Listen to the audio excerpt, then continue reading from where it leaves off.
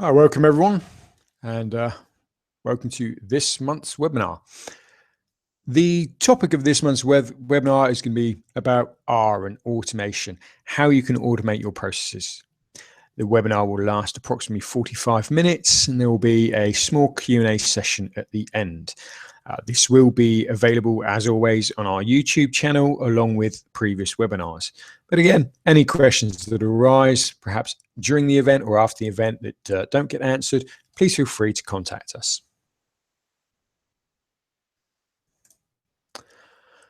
So what we're going to be looking at today is the use of R, why we've chosen R to automate the processes, the objective of the case study we're looking at, what we're going to work through, the proposal and the methods that are there.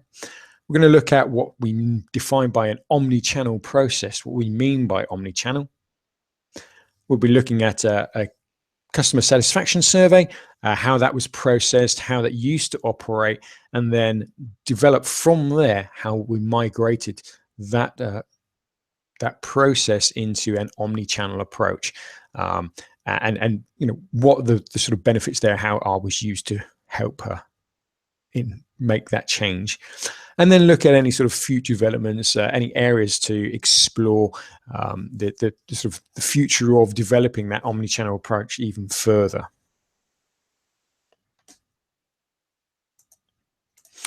So R, we've looked at that, and a little quote here as well, just coming up.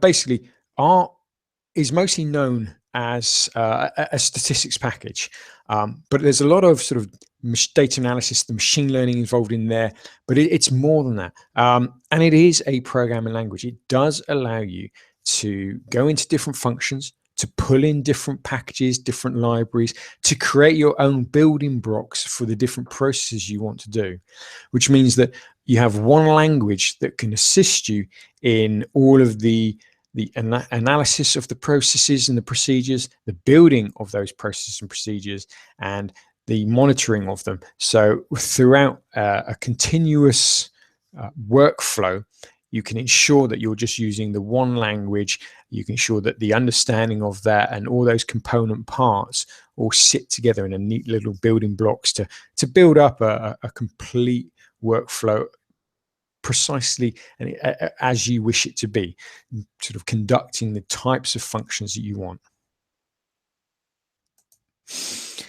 So R, though, as a language, whilst it's got all these capabilities, there must be other reasons why we're looking at it. And part of that is, it is open source. It's widely available, freely available. There are on GitHub alone over 10,000 pieces of code there. And those pieces of code, they're developed by a wide-ranging community.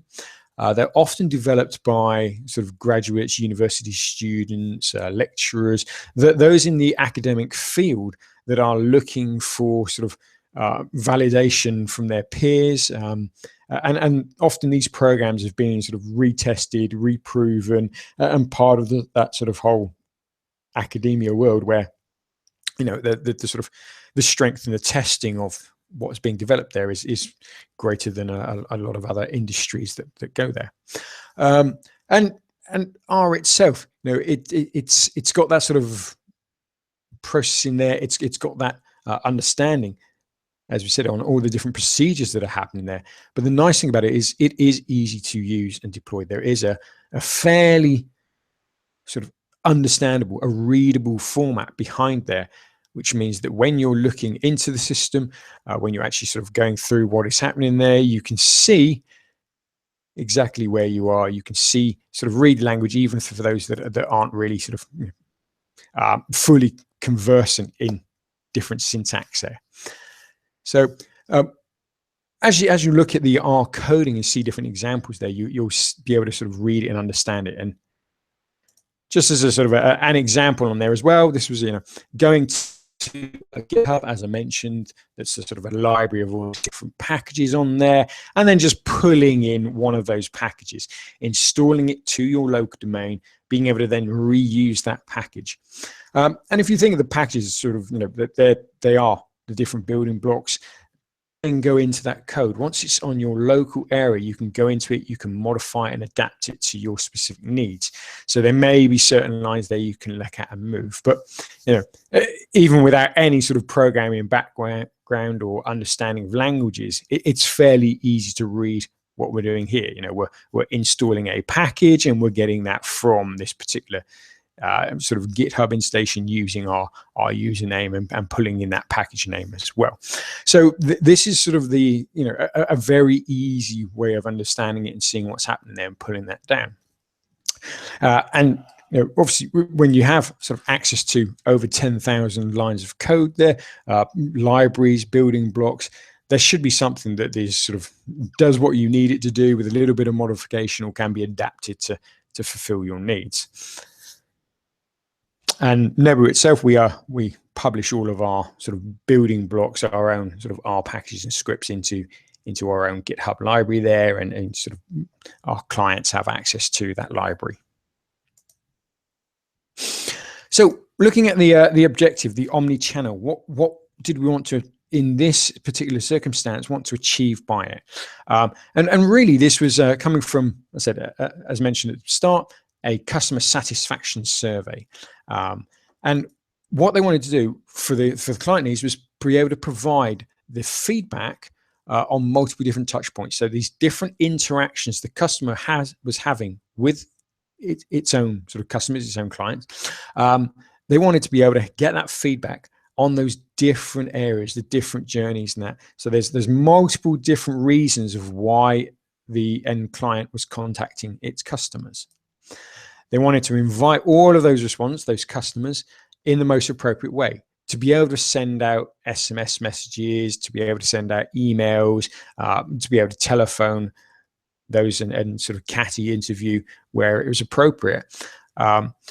And they also wanted to allow the respondent themselves to choose the method they wanted to answer these. If they wanted to sort of receive an SMS message, but they didn't want to answer it on their mobile, they wanted to be able to do that on the web, then that had to be permitted there. So you get sort of multiple events, multiple invites, multiple modes of responding to those sort of different survey questions and types, all in the one area. And the biggest challenge there is then to sort of automate and optimize this process. You can imagine the sort of complexity that's going to build up in that omni-channel approach. And if it's all manual driven, then the time taken to sort of obviously sort out all of that different sample, invite it in different methods and modes, and collect it in different systems, it's something that needs to be automated. It's that sort of whole cost saving, the efficiency approach to this. And another part of using the sort of the omni-channel ware on there as well is to sort of become agile, to get that agile market research mindset, to be able to look at all the different processes as they're going on, to be able to monitor them and to adjust that as needed, as required. So you really do sort of, start sort of that cyclical evaluation of everything that's going on, how you're producing the different developments of different channels that are going there. So what we've come up with on the omni-channel approach is a sort of a continuous cycle of the sample management, the processing, sending out the different email invites or sort of pop-ups, incepts, those sort of things, managing the entire surveys and processing that, but doing everything through the central sort of hub, the data hub in the center, and processing that using the R language. The invitations would be sent out in customized to perhaps different demographics, depending on the different information available in the sample set, or even sort of the type of journey that client went on. Being it sort of through multi-mode, as we said, so that you can take the survey in different ways in your own particular chosen fashion as well. Have the monitoring there so we know exactly what's going on, can make those adjustments, and always sort of being sort of able to monitor and adjust, you can continuously tweak the system, continuously improve the efficiencies, look at the sort of the click-through rates, look at the completion rates for the different modes, the different demographics, the different types of journeys, and see which one works best, optimizing those different small elements of the whole system continuously, which is the real sort of agile mindset, to be able to make sure that you are getting the best out of the whole package you've put in there. So starting with the sort of the customer satisfaction survey, we look at, this is sort of how the particular project was run. And it would always seem as though it's a fairly sort of simple process there. You take your sample, you load that up into a survey, and at the end of it, you pull out the results. But sort of as we all know, that the reality is a lot different. When you're looking at sample, you have to look at how that file has come into you, what cleaning processes need to go on to there as well. Quite often there may be some text in the fields which should be coded to ensure that the handling of that by the survey system is optimized, that codes are quicker to sort of measure against and to search and do all that sort of syntax and skip logic and everything is much easier than sort of checking a string and comparing strings on to each other. So having that coded there, having all the data normalized so that you've got the same sort of telephone number format, so for your dialer to handle, you've removed all of those extra characters in there as well.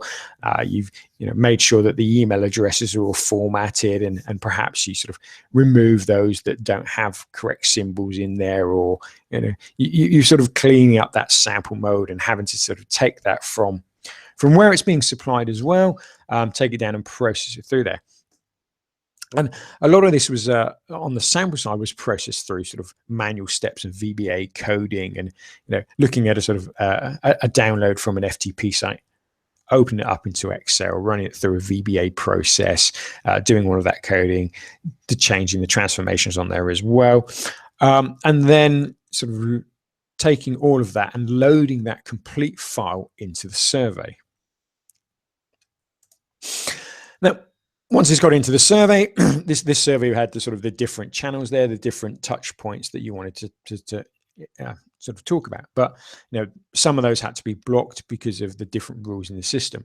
There's a window open for the interviewing, so only so many days after an event had happened, after one of these touch points had gone through, could the customer be surveyed.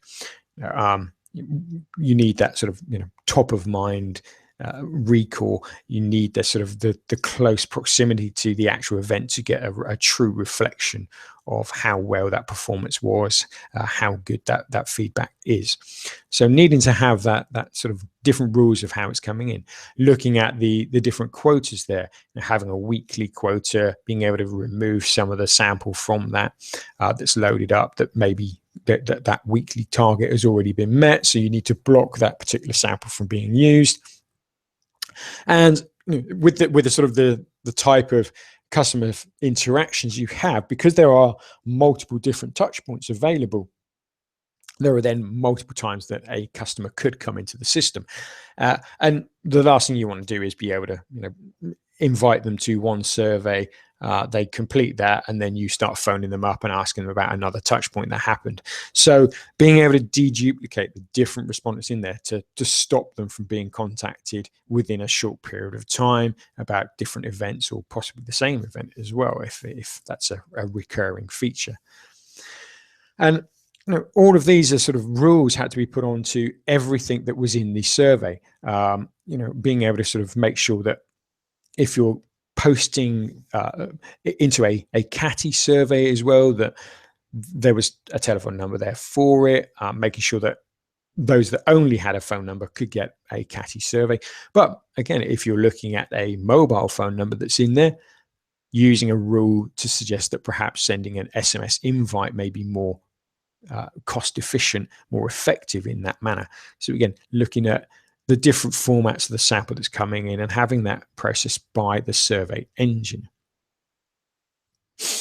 And then the results that come out, once again, it could be very easy to sort of post and publish results, but these had to be extracted from the sort of the one system. It had to go back into the format that was delivered for the sample. So all of that recoding that was done at the sampling process then had to be sort of almost undone. So you sort of recode the coded values on there at the end to deliver back some of the sort of text in fields instead of codes. And the sort of window was very small as well. So the fieldwork agency needs to optimize the time in field, the amount of time interviewers has, but also need to deliver data to a specific window, because the sort of end client's engine would be checking an FTP site to upload those daily results. So that has to be sort of downloaded, extracted, recoded, processed again through sort of VBA steps, and then re-uploaded through an FTP delivery package to the end client. Alongside that, there was also the sort of, the continuous monitoring of the survey to make sure that the quotas were being checked, to make sure the efficiencies were there, that your interviewers are working in the system and being used to the best of their abilities. So whilst it looks like a very sort of simple, easy process with 3 different steps, there's a lot of differences in there, a lot of potentials to make those efficiencies and those savings gaining in there. And really the sort of part of this whole process as well is that the more complexity being added on, so the more that the survey had to deal with multiple touch points, different touch points, and adjusting those, the more complex it got. So it became more sort of unmanageable the larger the survey is. And if you wanted to make a small change there, then rather than just being able to test one small part, the whole survey had to be reevaluated and retested.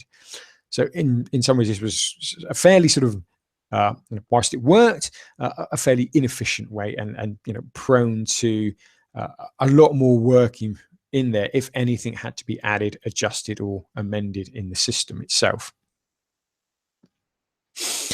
So what we were looking at was sort of replacing the system there with the sort of the Nebu system, sort of adding in the data hub. The client was already using the data collection tool on there and host dialer, but they wanted to add in those elements of being able to manage that sample better, manage the flow better as well.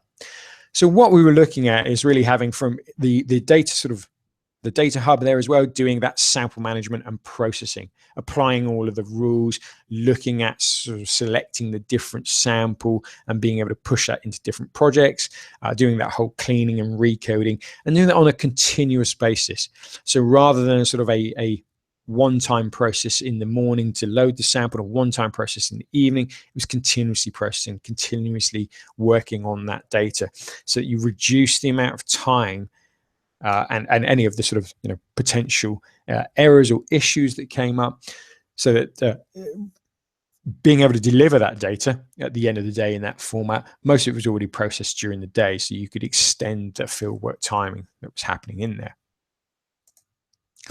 The invites would then be sent out and triggered by the data hub itself. So using R again, looking at packages, the different functions there would allow you to connect to an SMTP server and send an email, or connect to a sort of web to SMS system and send out SMS invites on there, and making sure that those were being triggered at the time in this sort of from the data hub, being able to be sent across sort of to the respondent and then pulling them into a survey.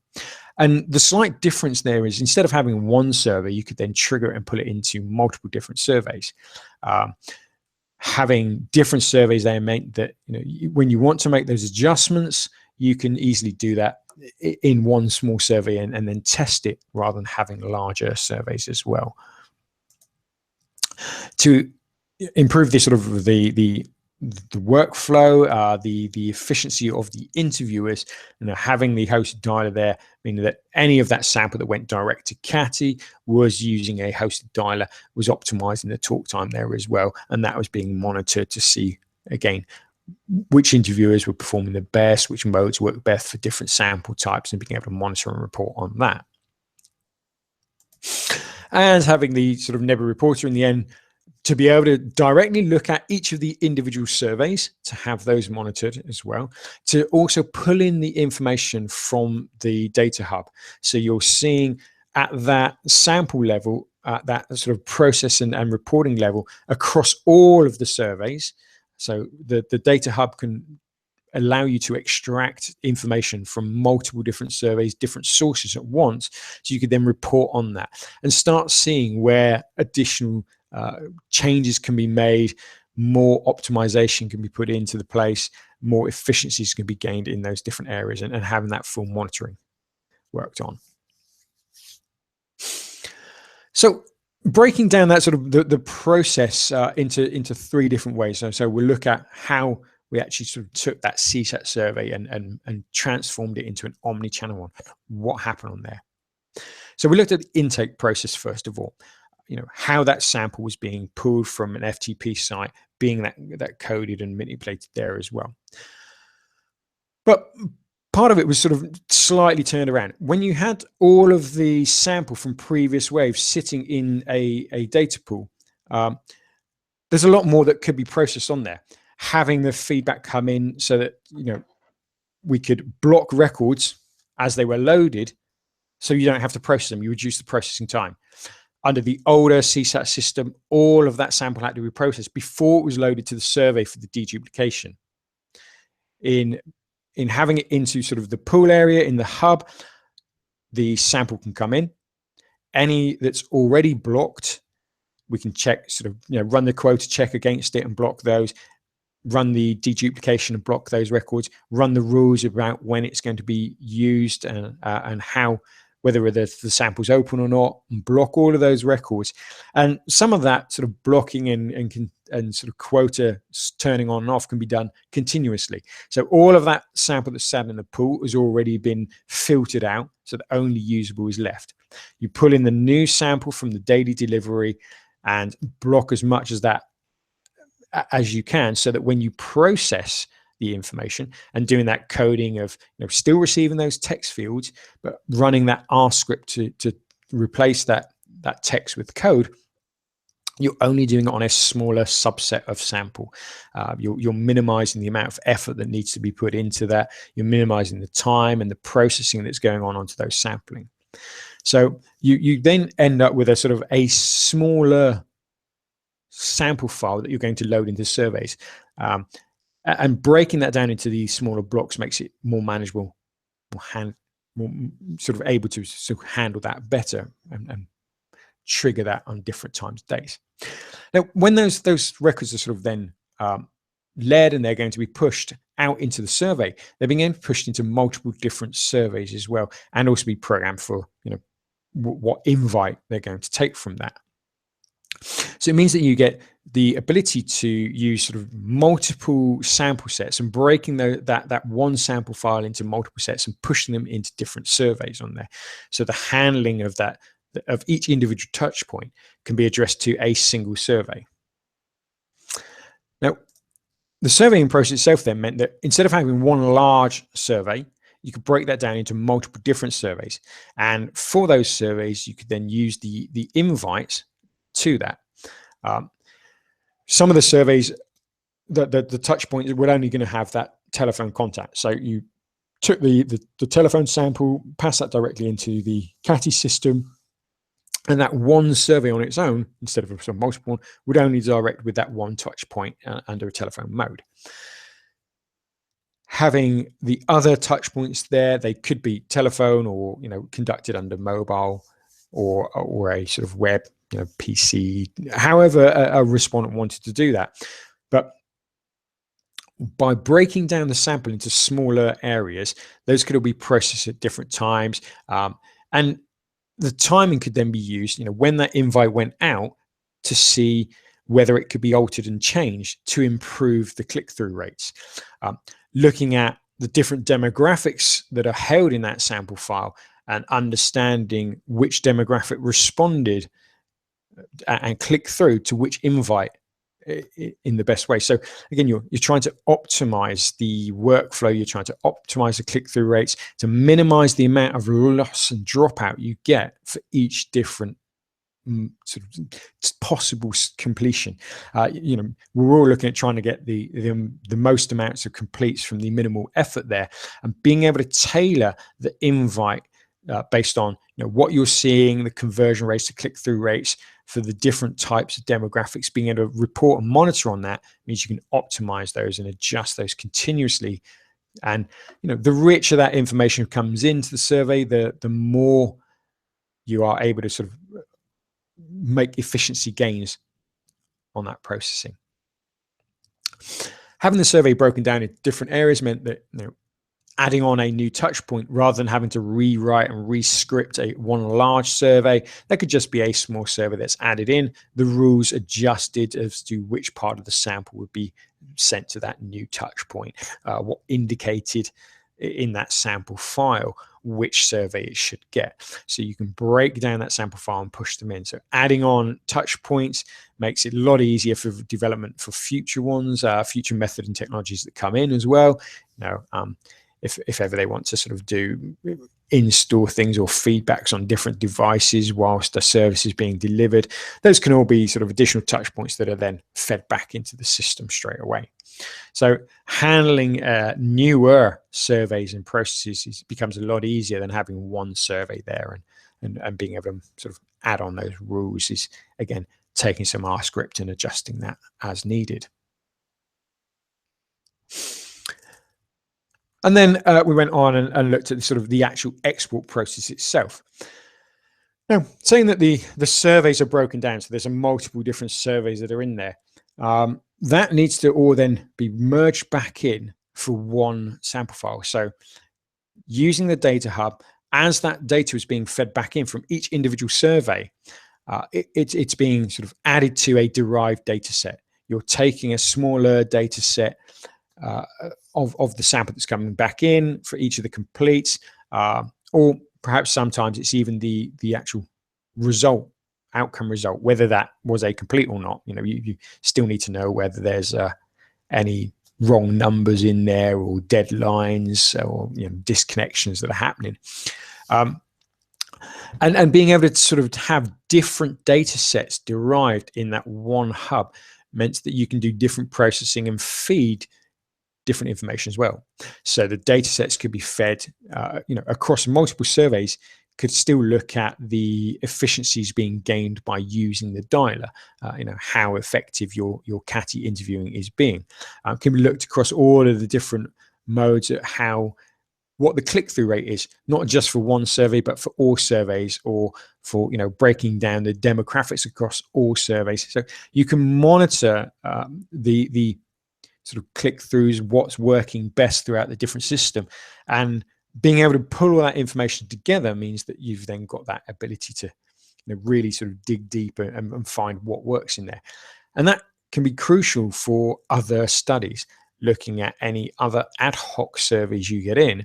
Having that advanced knowledge of what click-through rates work best with which demographic, what information is there as well, means you can apply that to your own modeling for other surveys. The having the sort of the data set derived in there as well meant that a map file could be sort of set up in there. It can be processed continuously and reformatted as you're doing that sort of field work.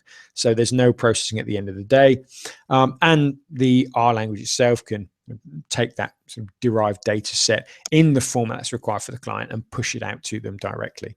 So that meant that you can automate that whole process as well.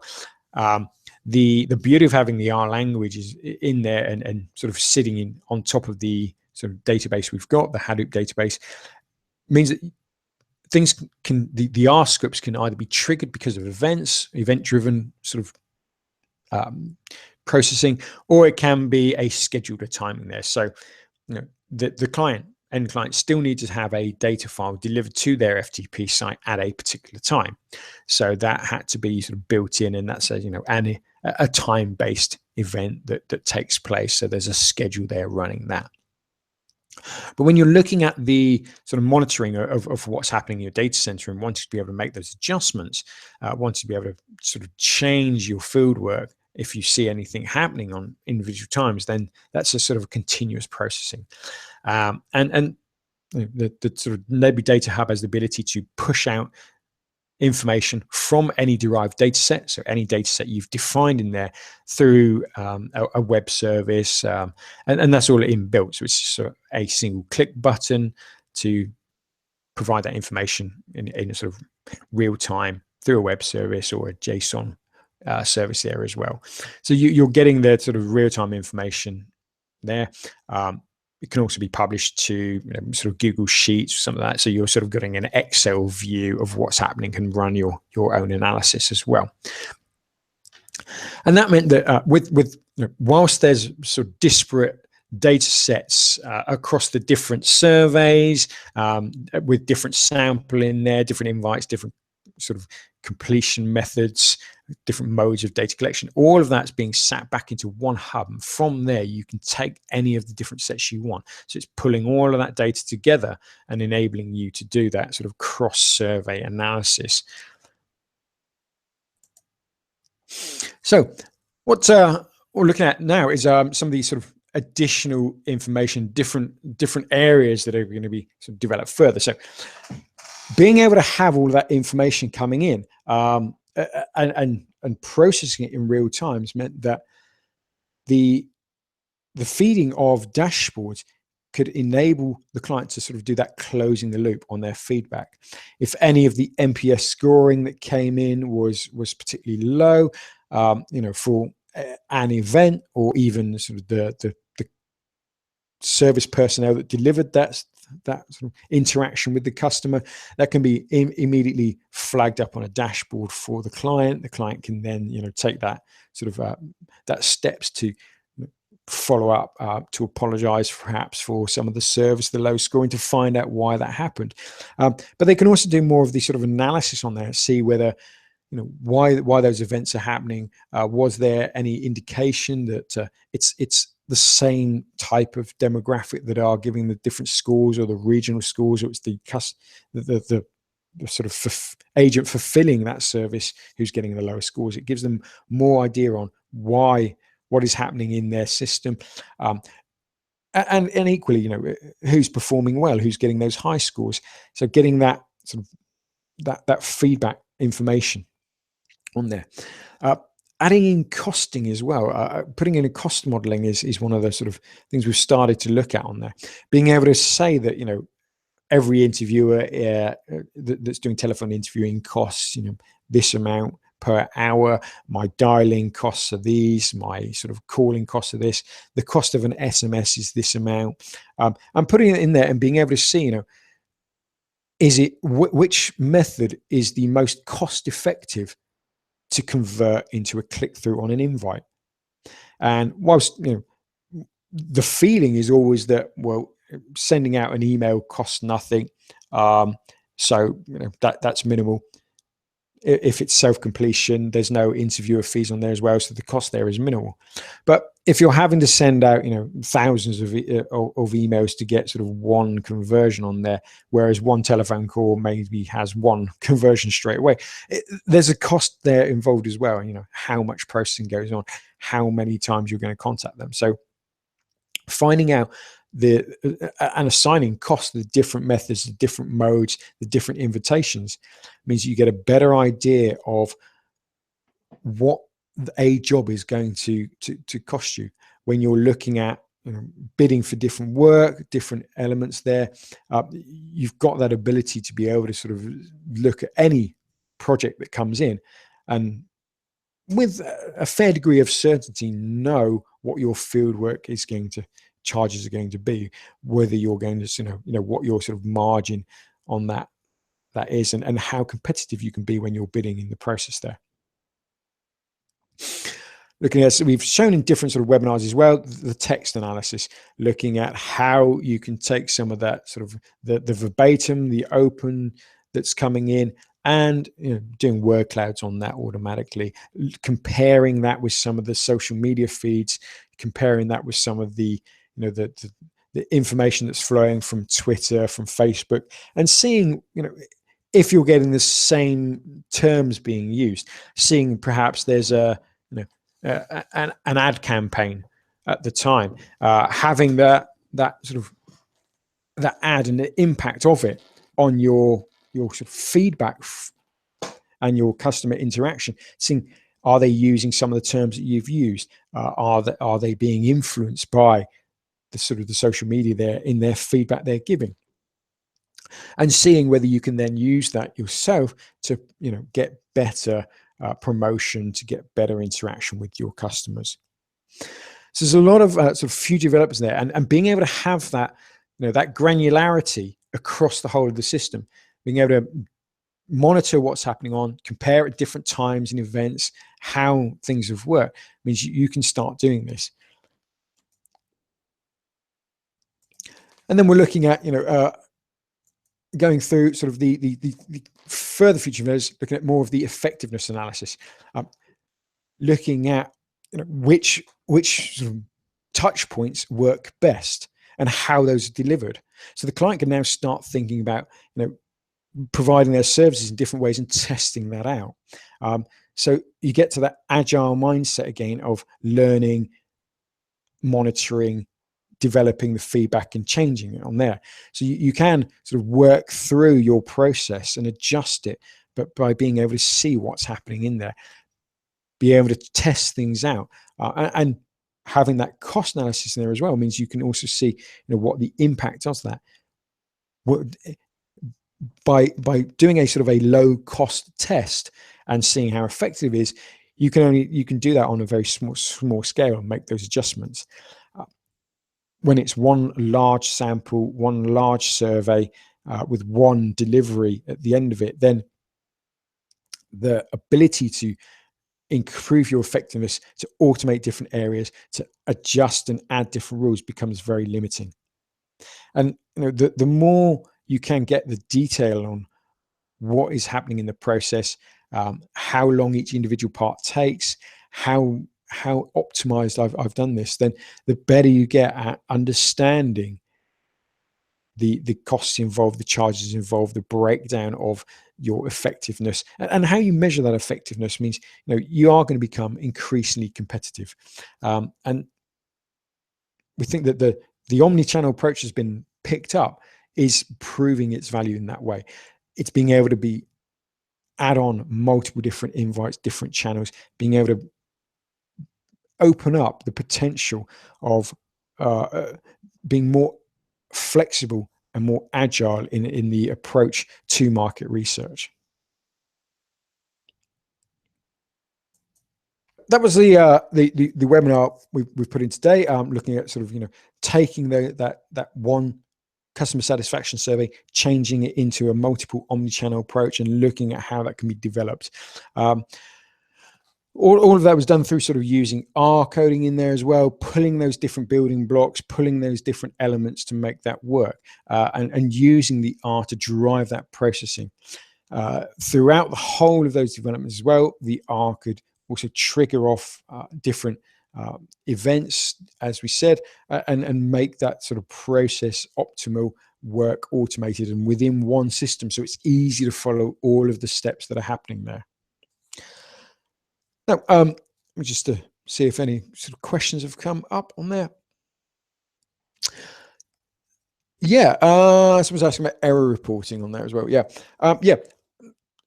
As we said, because of sort of the way that the CSAT survey worked in the first instance and having different software that was doing different processing, you could build in small elements there to say, there's an error in the file delivery, or it's not formatted properly. Different sort of elements could have those warnings. But quite often, if you're moving from software to software and there's no integrated process there, you may get one error at one piece, but that could be too late. You could have already picked it up from the FTP site. Perhaps there's a failure there, but your process just says, well, download it and start running this, download the file, open it up in Excel and start running this VBA, and you get an error in the VBA. Well, it may be that the file wasn't downloaded, or it was yesterday's file, a new one hasn't been put there. You need those different checks in different places.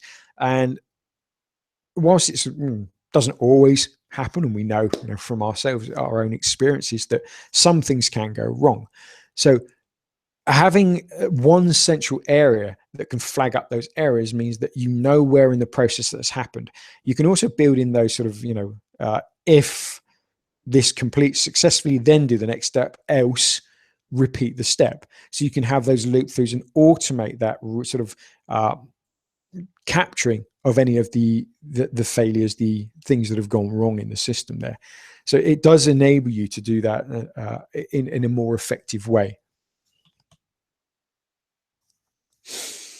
Feeding of dashboards.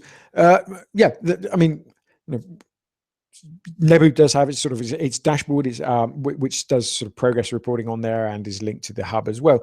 But as we said, being able to use the APIs and sort of the web services that are inbuilt into that data system means you can push those out into different areas. In this particular sort of case study we were looking at, the end client has a sort of an older Citrix system, and so the APIs and the web services feeding back to that wasn't really appropriate. But for some people with perhaps a modern CRM system that can handle that information, you could in effect use the sort of the data hub to update the client CRM system as soon as that survey is coming in that says there's a change. So if you are sort of phoning someone and their address has changed, that can be fed back in. It's a slightly different data set than the one you want to deliver because of the results that are happening, but you can use that to then feed another routine, another R-based program scripting that can then push information back into the CRM system. So having those aspects automated as well, the possibilities open up because you've got that sort of centralized area where all things are changing in there. And you can also think about, having a sort of a sample pool there that you're continuously updating as well. If someone's sort of address changes on one survey, you've got that sort of information there to know that address has changed as well. Obviously, bearing in mind the sort of the data protection rules on there and how long you're handling that information and the personal information that's in there as well. But the potential is there for you to be able to update demographics, to be able to update information, to be able to ensure that if you are sort of contacting the same person across multiple different surveys, that you can sort of make sure you've got the most up-to-date information there as well.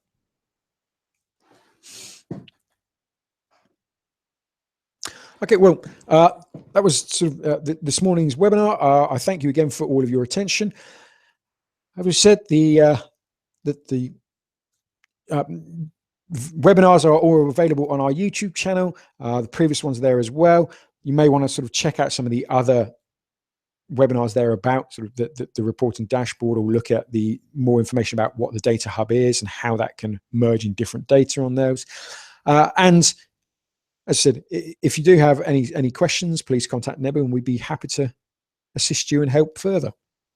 And I thank you for your time and look forward to seeing you on the next webinar.